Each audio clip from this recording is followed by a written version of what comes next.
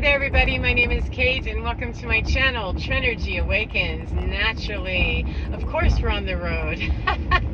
Best stuff happens on long trips sometimes. Yeah, so this is my dog Hondo. He doesn't love the car, so he rides up pretty much up my nose right at the moment. I'm very happy that he's settled down. We spent the last 45 minutes with him really challenged about sitting down and digging into my thigh, which he's currently wearing shorts. New season, new reason to have white legs again, because I'm never going to wear shorts anymore around him. So anyway, I have just crossed over. I'm in Colorado, and I've been at 11 Mile Reservoir in a beautiful place in Colorado, northwest of Colorado Springs, and I just passed over into a sign that said the land of many uses, and I find that just amusing because that means a whole lot to me that I think I'm probably going to get a download about, but that's not what I'm here for right at this moment. I just thought that was amusing. The land of many uses. Yes, indeed. Yeah, so anyway, as I'm driving forward, I can see the Rocky Mountains, and they're gorgeous. Really getting a lot of fresh information about what's happening here on the planet and the amount of deception that is currently in play. It's been in play since the beginning of, humankind on the planet. However, it is very challenged. The darkness, the devil, the demon time, boogaboos, whatever you call them, however you bag up that concept, good and evil, the warfare between, spiritual warfare, the opposite side, the opposite direction of being in the light. There's no such thing as darkness. It's really just an absence of light. However, oh yeah, cool, thank you. However, what's going on right at the moment, there's a great deal of deception because we keep pushing with these energetic alignments. The sun is helping out immensely, and we have a lot of off-planet help and a lot of grid workers who are really putting down some very, very strong and vibrant energies, very specific targeted spaces on planet Earth to help innervate the grid, both the inner Earth, the web that's just above Earth, and all those energetic structures that are being innervated by light workers across the whole globe, as well as from higher dimensional beings who are really infusing Earth very heavily. And so if we're aligned with that stuff, or we are okay with that stuff, even if we don't fully understand it, we roll with those solar flares a little bit differently. We roll with the plasma bursts and things, and we roll with the new moon and Mercury retrogrades and those events, the cosmological stuff. We're aligning more with our cosmological self, so we're able to kind of roll more with the cosmological events. Doesn't mean that we're not affected by them. It just does not. Typically, light workers who are aligned and really in their most enlightened space that they can be in at the moment as they continue to evolve, they don't experience it the same way as someone else. And we're not triggered to those places generally where we want to murder someone, or where we will take very harsh action to cause harm, to be very intentionally what is the word? Malevolent, pardon me. Maleficent, same concept. It's not intended to be cruel. You have people that are hopping out. This is a choice point. Everywhere is a choice point. We're making choices millions, trillions, billions, whatever time, an endless number of times a day.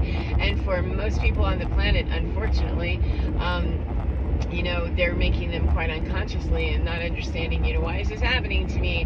And then the people that, are actually perpetrating it, they're not even remotely caring because they're busy perpetrating and slinging their energy and their thought forms another direction, and being victimized somewhere else in some other way. However, it's all the pain matrix, it's all the matrix, like the movie. It's all that concept of, the Hunger Games. It's all of those concepts of the battle of good and evil, the spiritual warfare, the energetic warfare, if you will.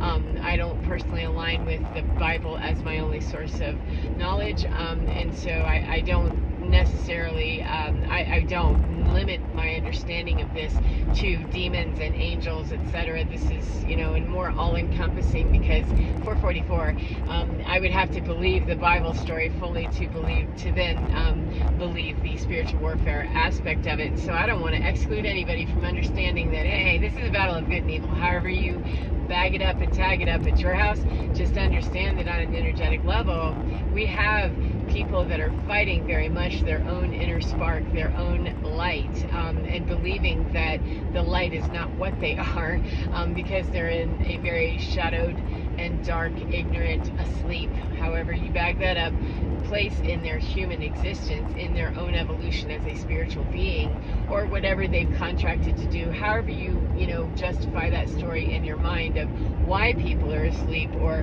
what keeps them from waking up, all of that, that's not the part I'm getting into. It's just merely identifying that we are most definitely, if you follow traditions, if you follow prophecy, and many of them, not just the Bible, there are many prophecies that all say, have said the very similar story, that this is the switchover, this is the time.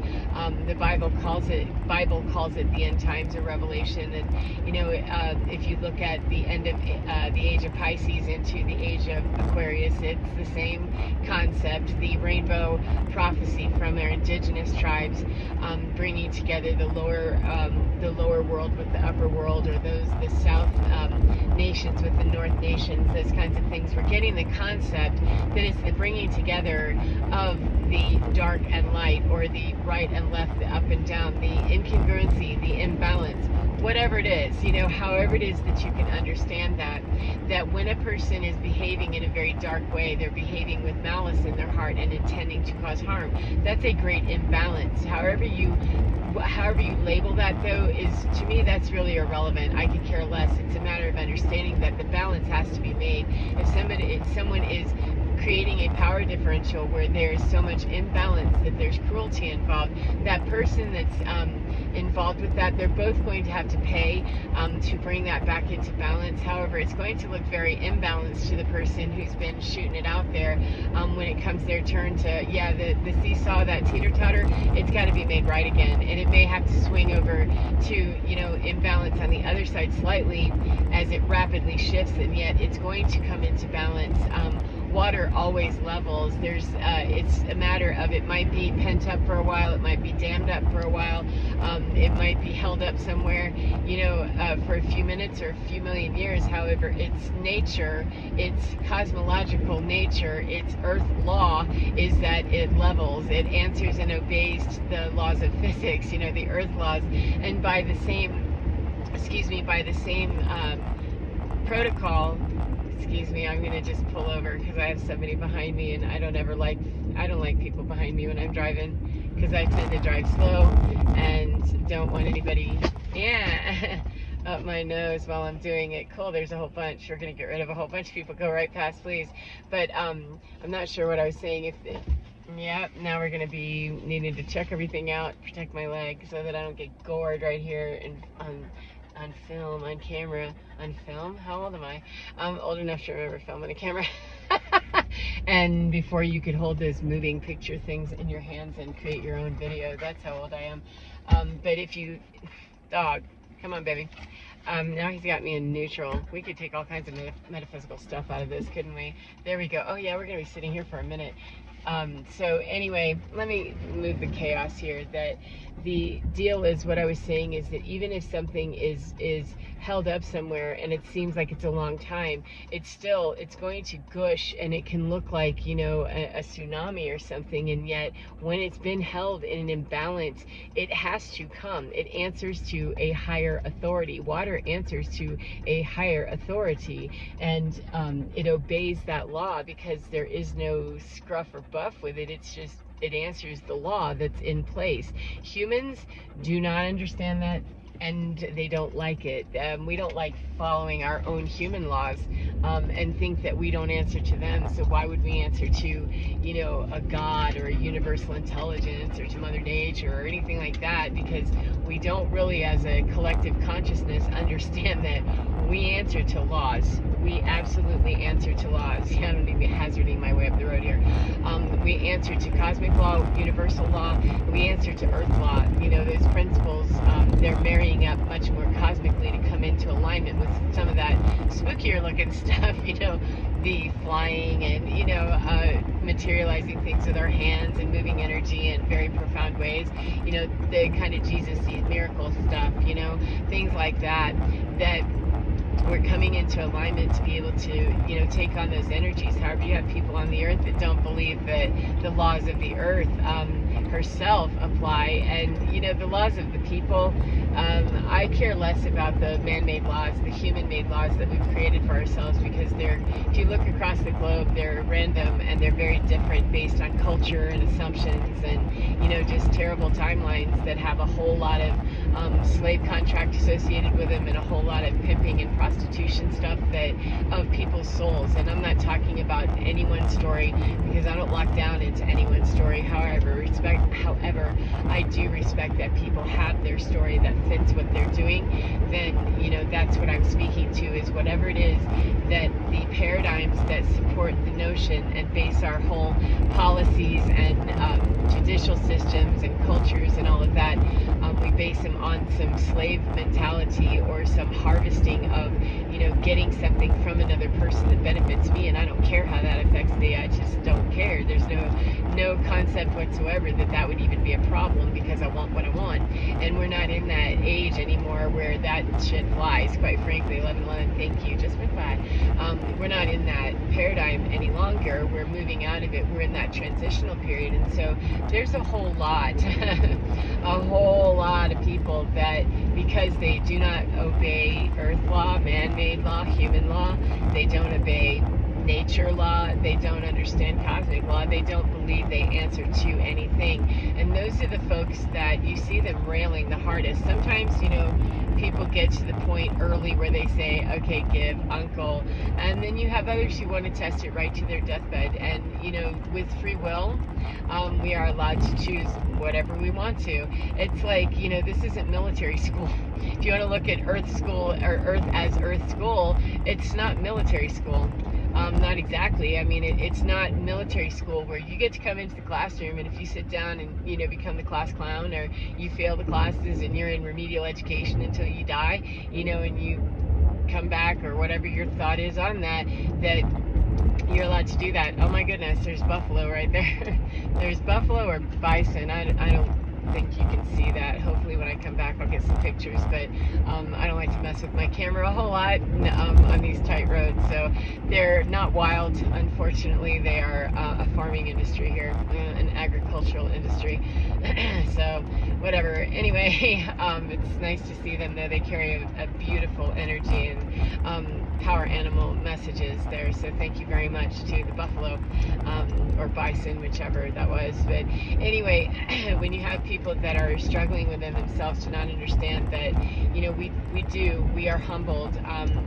We are needing to be humbled in understanding where we are in this, that we can go to our death. We can go and attend Earth School and believe nothing of it and just come here like this is our playground. We can do whatever the hell we want to. And, you know, we ultimately, though, the dam releases, the levee breaks, and New Orleans floods, you know, and lots of damage is had. And so we pay for those, and that's what karma is about. And, you know, the less that we put the stank on one another about what that karma is, you know, I'm not happy to see people meeting their flood experience of, you got some damned up stuff there, you've got some things that have been held in bondage, you've got some things that, excuse me, have been misaligned and misappropriated, excuse me, and mishandled. You got a lot of stuff here that, you know, has not been handled properly or righteously or with any sacred intention. All of that has to be made right, and it's not made right by bullying some more or bullshitting some more or lying some more or manipulating some more. It's not. It's no longer, we're no longer in that classroom way of being. It has gotten more militaristic, if you will. The earth is not mean or unkind, and nothing in my experience in the divine is mean or unkind. It can be very much experienced as mean and unkind when we have temperance angels, or whatever our story is, when we're getting our behind kicked about things that we've done, that we have to make that right. And the more we resist that, that is going to turn into a harsher and harsher judgment or punishment or karmic return or balancing act. I mean, I like to look at things in a less hostile way, because I don't want to throw anything back on the universe or God or universal intelligence that suggests that I don't understand that everything that we're doing here on this planet is human design and human made, that this classroom was built by humans. The framework for doing human being, we built that many years ago, of course. However, it is our construct, and it is us who is responsible for changing it. Higher dimensional beings know how to do this and can help move through us. However, we are the humans that either perpetuate the old design, or we start moving very, very directly and swiftly with great intention on the new design. And to me, I don't understand why people want to battle, goodness or making things right. However, I don't understand everybody's story, and there are millions. There is not one story that fits this whole earth, not in terms of how it plays itself out. It is the resolution of the bad, good, dark, light, etc. It's the coming together and aligning in a brand new frequency that is kinder and more collaborative to all the living on earth, all of earth as its organic body. And so however you understand that, whatever paradigm or whatever program, whatever protocol, whatever religion, spiritual practice, whatever story gets you there, I have great respect for the fact that we all have it. That's where, I don't know all of those, and I haven't any idea. I just know that some of them intersect with others very nicely, others don't. And when it starts getting really complicated and people start telling me that, oh no, that couldn't be, then that's right where I jump out with people in their paradigm and their story, which is why I don't land anywhere that doesn't work for me. And if it doesn't work for me, then it probably isn't going to work for somebody else. And so rather than get hung up in the confusion of trying to figure out what's wrong with my story, no, just simply know very clearly that is that my ego saying that? No, then okay, that doesn't align with me. I need to move on over here and create my own story. Thank you. Or go with investigating this subject in this story for this amount of time until I've gleaned the knowledge, taking classes, rather than getting stuck in one class that I'm remedially taking the class over and over and over again. So I hope that that's helped you in some way. And I got a clog of people behind me again. Dang it. It happens. A lot of people like to speed on these roads out here, which is absolutely insane. They're crawling with state troopers, and it's just dangerous. There's live animals everywhere, and a free-range state where a cow can pop up just randomly, or bison, or donkeys. I've actually had donkeys greet me on the side of the road. So anyway, it looks like we have gate here, but anyway, it doesn't matter. I appreciate your time, and I do hope, as I said, that you enjoy your day no matter what part of the day you're in. If I didn't say it, I said it now. Take care of yourselves and get within your skin, because you're divine. It is absolutely fine, and you do know how to deal with that cosmic balancing already. We've all been given that design. How we articulate that design out here, that is within our purview, and is our responsibility to make sure that we understand that we're articulating the best understanding of our architecture and our design in here, so that we're not getting stuck anywhere in somebody else's paradigm, or avoiding our karma, or avoiding what it takes to balance the books for ourselves, and we can move on with the Age of Aquarius, which is a whole lot more fun. So take care of yourselves, and I will see you again next time. Get within your skin, excuse me, because you're divine, absolutely fine. Don't ever forget that. Take care. I'll see you next time.